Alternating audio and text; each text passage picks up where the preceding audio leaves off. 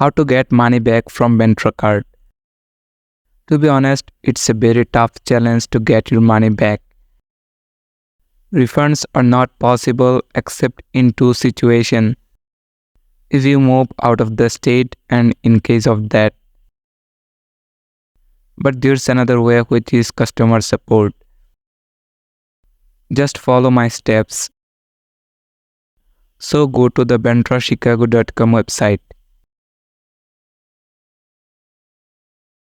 and click on Contact Us. Fill the form and remember that you have to tell them about your problem within 2000 words. So write an exceptional message to get your money back. Then click on Submit. I hope they will refund your money. Thank you for watching the video.